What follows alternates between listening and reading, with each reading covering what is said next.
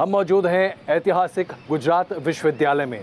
एक ऐसी जगह है जिसने हिंदुस्तान की राजनीति में कई आयाम दिए हैं।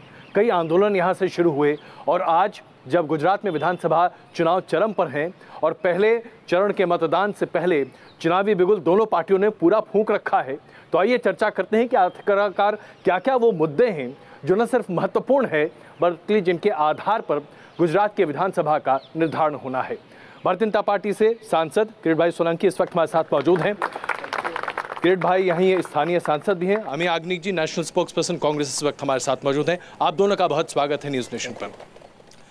किरीट भाई, लगातार आपकी सरकार इस राज्य में रही है, आप यहाँ के सांसद भी हैं, लेकिन क्या वाकई में 150 सीटों का दावा ये बहुत ज़्यादा नहीं लगता? मैं आपके न्यूज़ नेशनल चैनल के माध्यम से सभी आपके दर्शकों को बताना चाहता हूं कि गुजरात में करीबन 22 साल से भारतीय जनता पार्टी सत्ता में रही है। चाहे वो 2002 का चुनाव हो, चाहे वो 2007 का चुनाव हो जी, चाहे वो 2012 हो और इस बार 2017 का चुनाव हो, लगातार गुजरात की जनता ने भारतीय जनता पार्टी को आशीर्वाद दिया है। अक्सर ऐसा होता है जी कि कोई पार्टी 5 साल के बाद चुन के जाती है, तब एक एंटी इनकम्बेंसी का फैक्टर उसके सामने उभर के सामने आता है जी। जैसे उत्तर प्रदेश में हुआ, कई राज्यों में हुआ, मगर गुजरात में नहीं होता है। इसका कोई मायना होना चाहिए, इसका कोई मायना होना चाहिए। हाँ। गुजरात की सरकार और जो भारतीय जनता पार्टी की सरकार है जी, लोगों के कल्याण के काम करती है, विकास के मंत्र को लेकर आगे जाती है। और विकास का मंत्र कैसा है? विकास का मंत्र ऐसा है, सबका साथ और सबका विकास। अमी जी, जाहिर सी बात है आप विपक्ष में हैं, दावों को खारिज करेंगी, लेकिन क्या आप वाकई में आश्वस्त हैं कि बीजेपी की सरकार ने गुजरात को वो दिया है जो कोई और नहीं दे सकता था? वो बीजेपी सरकार का दावा है जी कि उन्होंने बहुत कुछ दिया है। मुझे तो पिछले 2-3 साल में जो लग रहा है कि पहले तो 3 आंदोलन दिए हैं जो अपने बच्चे हैं, इस राज्य के हैं, जो दलित बच्चों ने अपना हक मांगा जी, जो पाटीदार आंदोलन चल रहा है, अपने ही बच्चे हैं, राज्य के सिटीजन्स हैं, नागरिक हैं, उन्होंने कुछ मांगे रखी तो उनको घर में जाके पीटा, उनकी महिलाओं को जाके घर में पीटा, नुकसान किया। और तीसरा है जो ठाकुर वाला जो आंदोलन है, तो ये सारे युवा यहाँ के हैं, गुजरात के हैं, तो क्यों ये अपनी मांगे रख रहे, क्यों डिमांड कर रहे हैं? तो ये गुजरात का पिक्चर है। अरे भाई, 22 साल से आप शासन में हो, हाँ। आप विपक्ष की बात ही क्यों सुनते हो? आपने जो किया 22 साल में वो बताओ। आप विपक्ष को भूल जाओ। आप कांग्रेस की क्यों चिंता करते हो? वो तो हारी हुई पार्टी है, यहाँ सत्ता में नहीं है।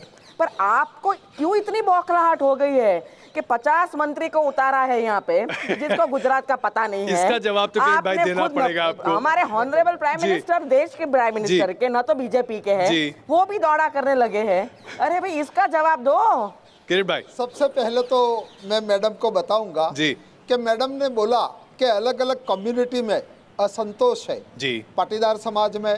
मेरा स्पष्ट दावा है कि कांग्रेस आमने सामने का युद्ध भाजपा से कर सकती नहीं है और इसीलिए कांग्रेस को प्रॉक्सी वॉर करना पड़ता है। अच्छा, ये बताइए किरीट भाई कि ये भी तो कह सकते हैं कि बिल्ली के भाग से छीका फूटा, 3 विरोधी मिले, कांग्रेस ने लपक लिया, जैसे आप लपक रहे हैं कांग्रेस के बागियों को। जो मैडम ने बताया वो जी, कि मैडम ने बोला कि प्रधानमंत्री यहाँ क्यों आते हैं और इतने सारे मंत्री वहां से क्यों आते हैं। प्रधानमंत्री, मैं आपको बताऊं कि भाजपा और कांग्रेस में इसकी तुलना करें तो सबसे बड़ी बात क्या है, यहाँ एक ऐसा बड़ा नेतृत्व है नरेंद्र दामोदर दास मोदी के नाम वाला। वहाँ क्या है नेतृत्व? राहुल गांधी है। मैग्नीफाइंग लेंस लेकर भी घूमने जाओगे, आपको नेतृत्व नहीं दिखेगा आपको। नंबर 2, हमारा जब युद्ध करते हैं, हम जानते हैं कि कांग्रेस बहुत वीक है, कांग्रेस वीक है, मगर हम चुनाव को कभी हल्के से नहीं लेते हैं। जब चुनाव आता है तब हमारे सभी लोगों को मैदान में उतारते हैं। यार ये तो जो अमी जी, इसका एक जवाब तो बनता है। 2 जवाब। पहले तो मैं इस भाषा प्रयोग से बहुत अप्रूव नहीं करती। ये एक डेमोक्रेटिक प्रक्रिया है, elections in a parliamentary democracy of India जी। आफ्टर आज़ादी हमने ये बरकरार रखी है। ये युद्ध शब्द और वॉर शब्द, इनकी लैंग्वेज देखो, ये युद्ध है कोई, वॉर है कोई, ये पार्लियामेंट्री डेमोक्रेसी का एक प्रोसीजर है।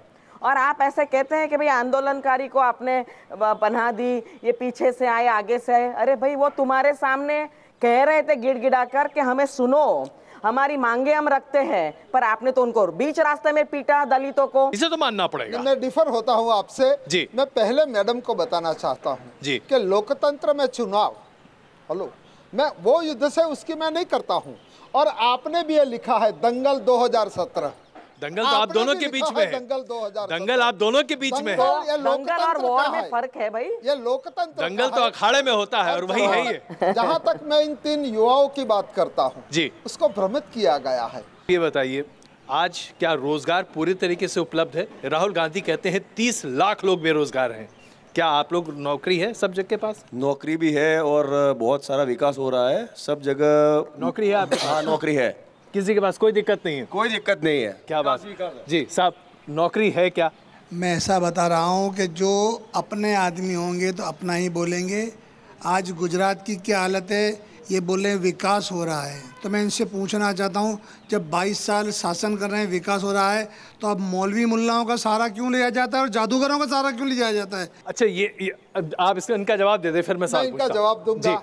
जी ये हमारे जो परम मित्र है, मैं इनका सम्मान करता हूँ जी। मगर जब कांग्रेस का शासन था पहले जी, यहाँ टैंकर राज था। पानी के लिए गाँव में और अहमदाबाद शहर में टैंकर जाता था। अभी भी है, जब राजकोट अभी में, भी है, जब राबी नहीं अभी है, भी है, जब राजकोट में, अरे अभी भी है, आप जाके देखो। प्लीज यहाँ से पानी भरकर ट्रेन भेजी गई थी, पानी भरकर ट्रेन।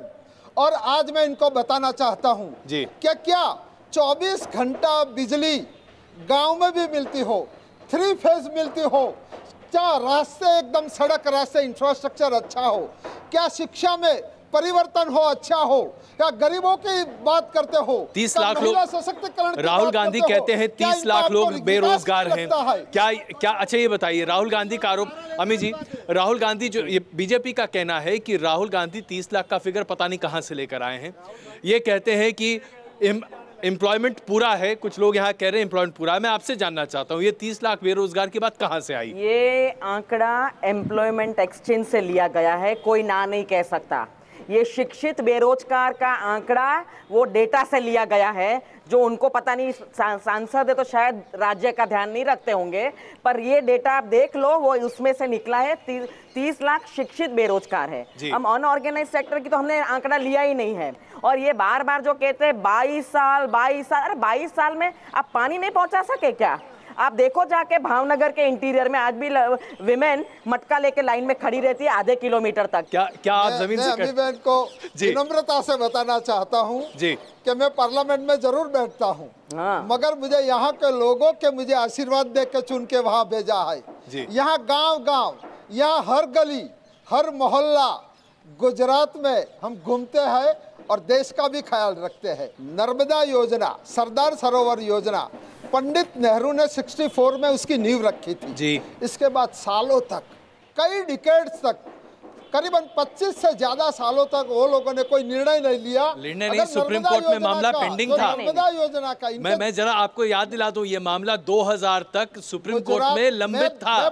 साल 2000 के बाद इस पर कार्रवाई शुरू हुई है। लोकसभा में सांसद था जी। नर्मदा डैम की हाइट बढ़ाने के लिए जी 122 मीटर से ऊपर उठाने के लिए मैंने पार्लियामेंट में 6 बार जी मैंने प्रश्न उठाया था 0 ओवर में। आप जानते हो 0 ओवर क्या होता है। नरेंद्र मोदी जी जब जून के 2014 में गए, 17वें दिन 17th डे पर उन्होंने निर्णय लिया और ये इसकी जो हाइट है, पूर्ण हाइट यानी कि 138 मीटर हाइट करने का निर्णय नरेंद्र भाई ने लिया। अगर किरीट भाई मैं आपकी बात मानूं, दरवाजे लगाने का काम था जी, वो भी नरेंद्र भाई की सरकार। किरीट भाई अगर मैं आपकी बात मानूं तो क्या ये माने कि साल 2014 के बाद ही हिंदुस्तान में कुछ हुआ है? साल 2014 के पहले कुछ नहीं हुआ क्या हिंदुस्तान में? किया है, हम इनका स्वीकार करते हैं, मगर फास्ट ट्रैक गति पर जो हुआ है, गरीबों के लिए जो हुआ है जी। आज आप मैं आपको तो ये सूट बूट की सरकार नहीं है, ये सूट बूट की सरकार नहीं है जो कि गुजरात और केंद्र में है। आप मुझे एक जवाब दीजिए जी। 33